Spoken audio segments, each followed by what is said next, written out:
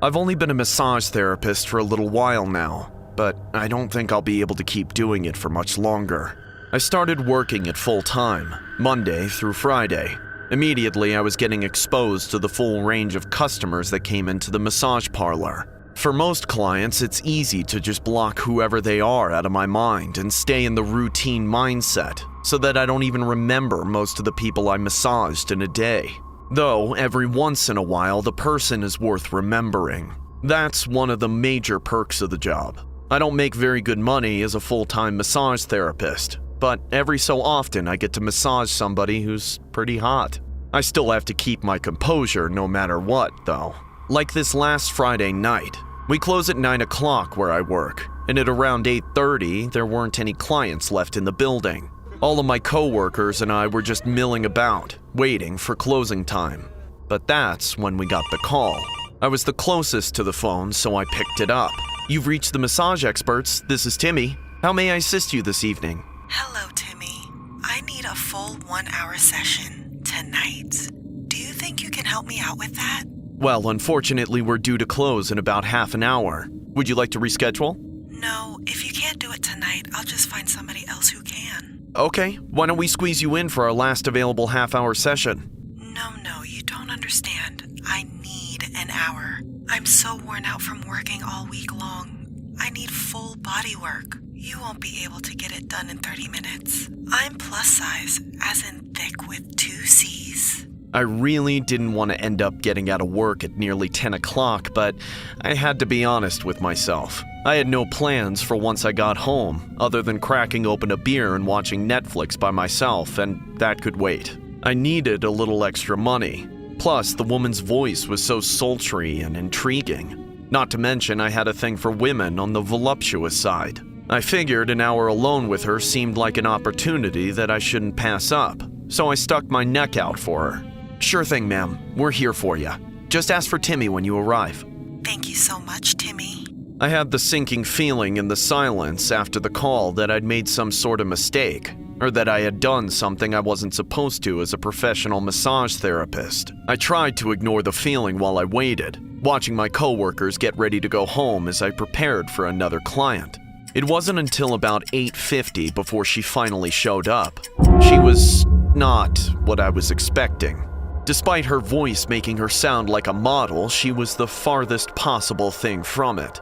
Not only was she fat enough to eat models for breakfast, lunch, and dinner, with her ample belly fat spilling out from underneath her oversized blouse and barely fitting through the doorway into the lobby, but she was also ungodly ugly. She looked like she had been called Craterface in high school, with horrendous acne scars all over her face, but the acne had never really gone away. Her morbid obesity had long since warped and stretched away any beautiful features that might have once been on her face, and now it was just a big sweaty ocean of grease, a perfect environment for all her zits, boils, blackheads, skin tags, and moles. Hey there, boys and girls. Which one of you is Timmy? Despite her mutated appearance, she knew what she was doing with her voice. Somehow, she managed to uphold a demeanor of self-confidence so unshakable that it could only be defined as one thing: moxie. Even my coworkers struggled to maintain their professionalism, giggling and jeering loud enough for everyone to hear. But there was no running away from any of it for me. I'm Timmy. Well, of course you are. The woman charged up to the counter like a bull, shaking the foundation of the building. It's sure nice to meet you, Timmy. The name's Bethany, but you can call me Big Beth. Get it? Like Big Ben, but me? I only let handsome men like you call me that. You understand? You look like George Clooney, and I love George Clooney. Have a great evening, Timmy. See you Monday.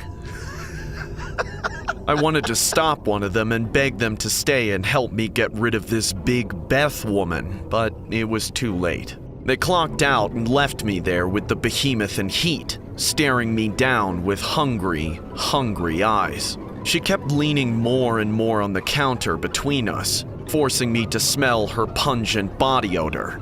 I almost gagged. All those long unwashed years, all those spots she definitely couldn't reach in the shower, just oozing with a stench like a hobo cuddling a skunk. You can go into the massage room and get comfortable whenever you're ready. I gave her a few minutes head start alone in the room. While I waited, the clock hit 9 and I felt myself split into two. I wanted to run away. I wanted to go home and be by myself and not deal with her. But I knew I couldn't leave her alone in the parlor. And I knew I could really use the money from the session. I just hoped that she would be as big of a tipper as she was everything else. When I went in to begin the massage, I was not surprised. I steeled myself and oiled up my hands, then began the massage. Her body was like a rippling sea of fat and endless skin. I struggled to find any actual muscles to work on in all that dead weight that spilled over the edges of the massage table.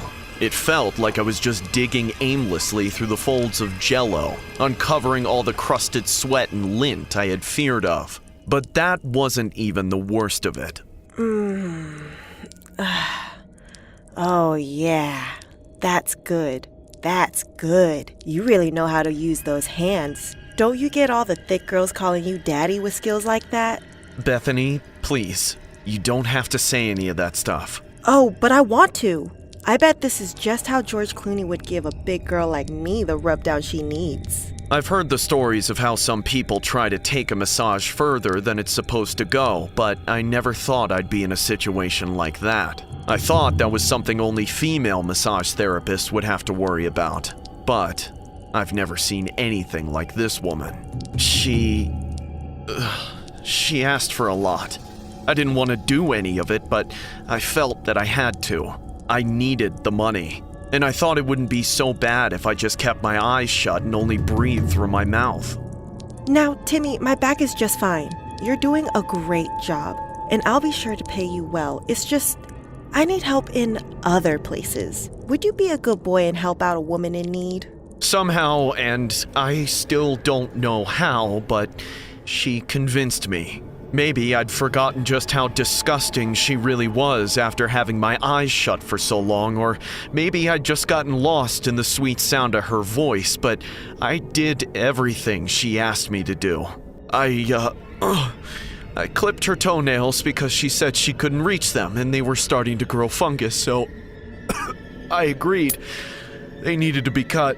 When that was over with, she asked me to shave her legs because she was going out Saturday night and she didn't want to look like a bear, and I agreed. That on top of everything else, she didn't need hairy legs. And of course, she asked me to take a washcloth to all the creases in her belly, which I did just to be nice because I didn't think anyone deserved to smell the way that she did. After all that, she asked me to clean off her feet. Finally, after the longest and most arduous hour of my life, it was time for her to go. She got dressed with a big smile on her face and a sparkle in her eye, giving me all sorts of compliments on my work. Before she walked out, she left a huge stack of bills on the desk and kissed me on the cheek. And then she was gone, out the door, and I haven't seen her since. I washed my hands and rinsed out my mouth as thoroughly as I could, but no matter how hard I tried, I could still taste her. Before I went home for the night, I thought I'd count my hefty payment for the ordeal, but that's when I found out something that nearly killed me. Those bills. Not one of them had the face of a president. Each and every single bill was the same face. George Clooney.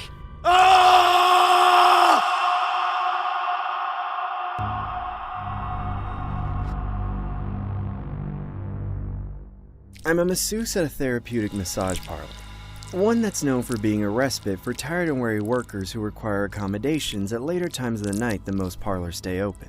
We're officially open until 10 o'clock, but in many cases the girls and I tend to stay at work as late as midnight, working on quote-unquote overtime for our regular clients. Since we're open so late, there have always been rumors that we operate a little sleazier after hours, offering services that are outside the realm of massage therapy. But I don't participate in any of that. I go to work to use the skills I learned in school to make a living. My body, though I'm sure it can make money if I desire to use it that way, is my sanctuary. That said, I mind my own business as far as the other girls are concerned. They're allowed to do what they want. I'm not their boss and I don't judge. It's just not something I would do. Though I do understand feeling the need for a little extra cash on top of the regular paychecks. I have my own side hustle as well. I operate a sort of freelance massage business out of my home for the really late night clients. Still, I don't offer any sleazy services, especially in my own home. I'm just a night owl and I'm usually up until sunrise most nights anyway, so I don't mind working until 2 or 3 in the morning as long as the clients pay the convenience fee. My home massages aren't the most popular thing, however, as I don't venture to tell many people about it. I only let very specific kinds of people into my home. Usually the more unorthodox people who may not feel as comfortable in the public parlor. I'll explain what I mean. One day I arrived at work around the same time as a coworker of mine. We entered the lobby together and scanned the room for the potential clients we might end up getting. For the most part, the crowd was pretty typical, but there was one man who stood out. He was impossible not to see, because he looked to be taking up 3 whole seats in the waiting room. The grossest thing about those sorts of people, in my opinion, is the clothes they wear. They must struggle to find clothes that fit them, and for that matter, the act of doing laundry must be a daunting task, because it always looks like they've been wearing the same raggedy old stain-ridden shirts and crusty baggy sweatpants with overstretched waistbands. I shuddered when we made eye contact and he gave me that snaggletooth smile. My coworker and I both tried to ignore the man. We walked through the lobby to the front desk where the receptionist was waiting to give us her schedules for the evening. Neither of us wanted to get that obese man's appointment. But of course, as fate would have it, I received it. I sighed and tried to hide my intense feelings of disgust. I reveled in the appointments I had before him, where I got to work on regular, semi-attractive, or at least not revolting people. But my time with him came sooner than I wanted. Appointment for Johnson? That's me! I watched him squirm and pry himself out of the seats he was wedged in. It took him a good minute. When he finally made it to his feet and hobbled over to me, I suppressed my urge to gag and tried to pretend that he was just any normal client. Go on in and get comfortable. Undress if you'd like, and there's towels in there for you. I'll be in after a few minutes so you can get settled on the table before we begin. You have such a hospitable and welcoming attitude, ma'am. Just the sound of your voice is already relaxing me. But I bet your hands will relax me even more. That's why they pay me the big bucks, Mr. Johnson. I waited a few agonizing minutes, then entered the massage room. I did not engage in conversation. I wanted this whole thing to go by in silence, and for the first minute or so, it seemed like that would be the case. He didn't say anything as I oiled up my arms and hands, but as soon as I put my hands on him, he started moaning. And it wasn't the quiet, muffled moaning you might expect from someone laying face down. No, it sounded like the dramatic, theatrical, wall-piercing moans of a man in the middle of, well, you know.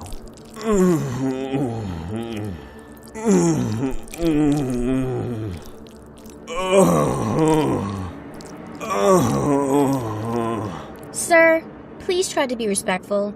I'm sorry, baby, but it just feels so good. Well, at the very least, keep it down so the other clients can't hear you. There could be kids out there. You're right. This'll stay between you and me. Thank you. Most of the massage wasn't so bad. He didn't talk the entire time, but every few minutes he'd say some unsavory, suggestive things. I could use a lot more of your angelic touch, now and later. Maybe we can be friends outside this place as well. Nope. I just had to keep shutting him down. All of his advances were verbal in origin, so it was easy to keep my cool.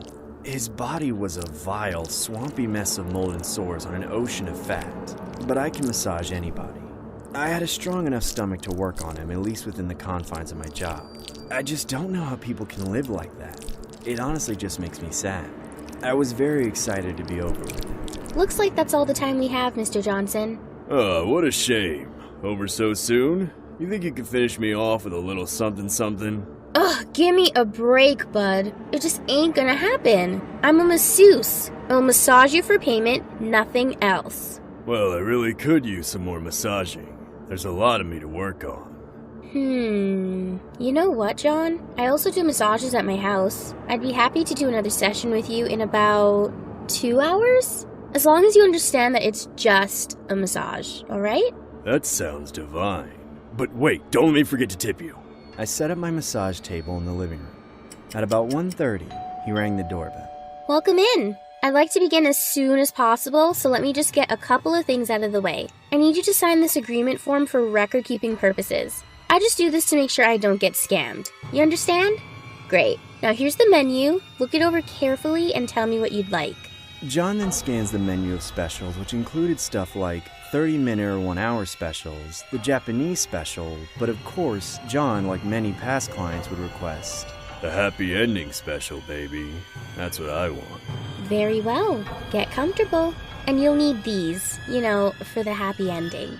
I left him alone in the room, knowing that he was on the other side of the door, stripping down to nothing but an XL towel around his waist, and most importantly, blindfolds over his eyes. Sure enough, when I came back in, he was already laid on the table, face up this time. I could see plainly through the towel that he thought he knew where this was going. He didn't have the slightest clue. My razor-sharp axe went through his flabby flesh and into his precious arteries and trachea. And of course, I couldn't swing the axe just once. I had to see just how many pieces I could chop him into. To this day, I'm still baffled that people ask for my happy ending special, despite not even reading what it entailed.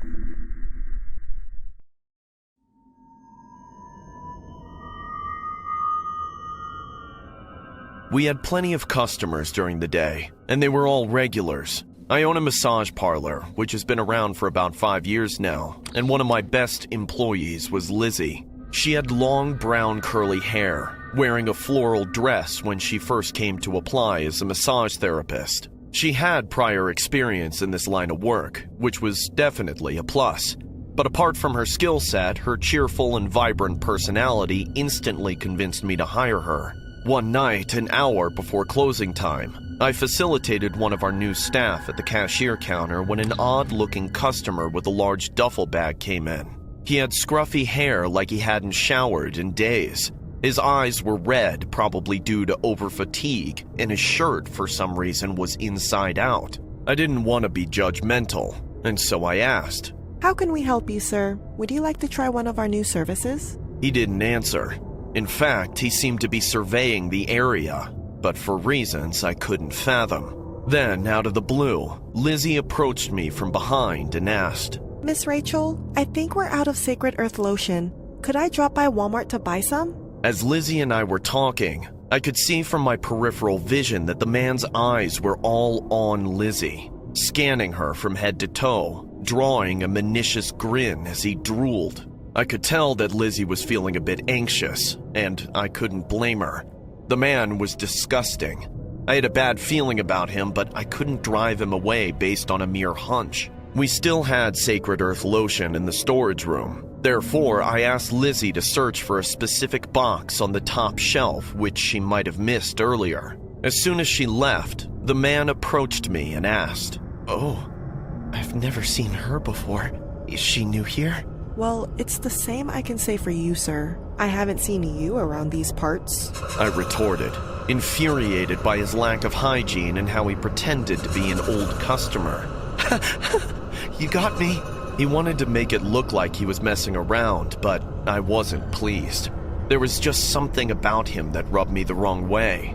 Then he proceeded to say, That pretty girl you were talking to, I want her to give me a massage.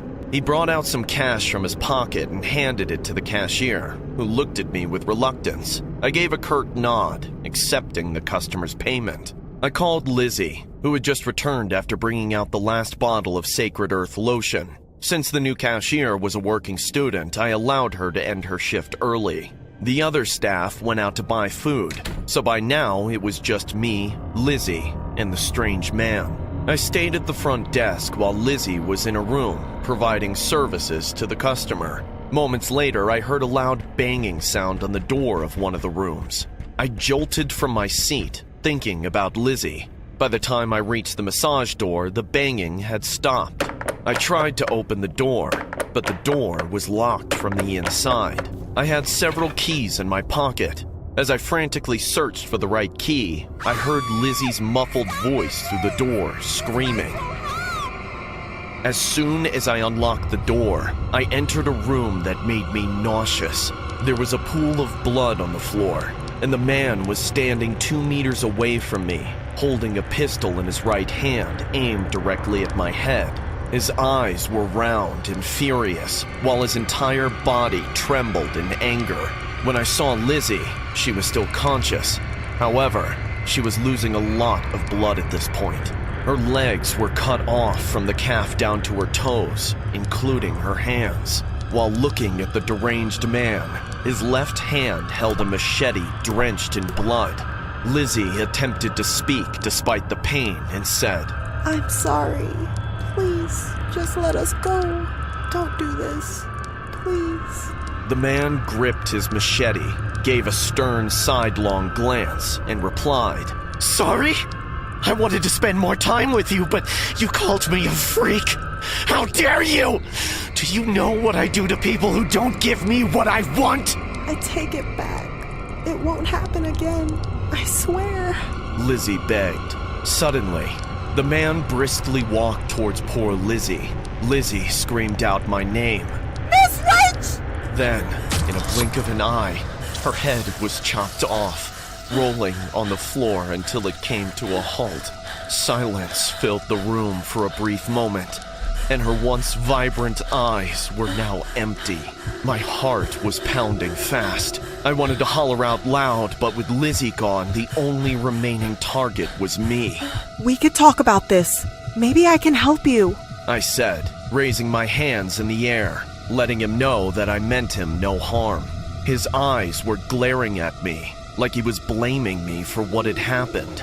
All I wanted was for her to come with me, but she said no. It's always no. I'm sick and tired of this. I understand, but... My voice trembled as I pretended to console him. Then, as he took Lizzie's head, he said with tears and apathy in his eyes, I decided to cut her entire body piece by piece, because that way I could take her home without complaints. You know, it was perfect until you came in and ruined everything. Without a moment to lose, I ran out of the room as he fired the pistol twice.